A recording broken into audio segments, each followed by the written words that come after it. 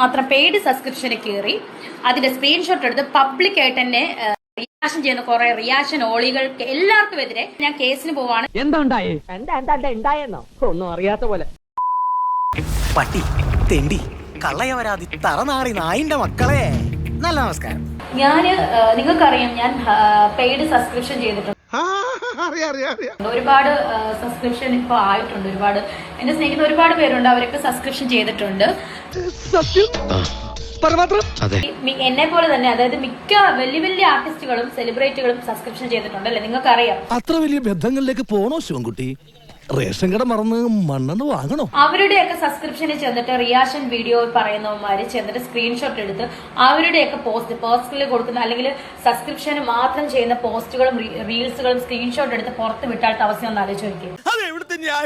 എന്റെ കയ്യിൽ അവനെ കിട്ടിയേ ഞാൻ അവനെ അരിഞ്ഞ് മുളകിട്ട് അങ്ങനെ തിന്നിടോ.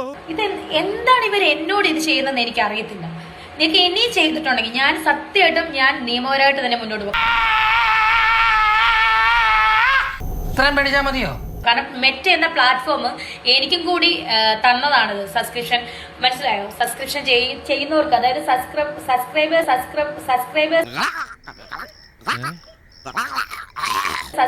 സബ്സ്ക്രൈബേഴ്സിന് മാത്രമാണ് ഇടേണ്ട പോസ്റ്റ്. അത് നീ കയറി സബ്സ്ക്രൈബ് ചെയ്തിട്ട് നീ സ്ക്രീൻഷോട്ട് എടുത്ത് പബ്ലിക് ആക്കുന്നു.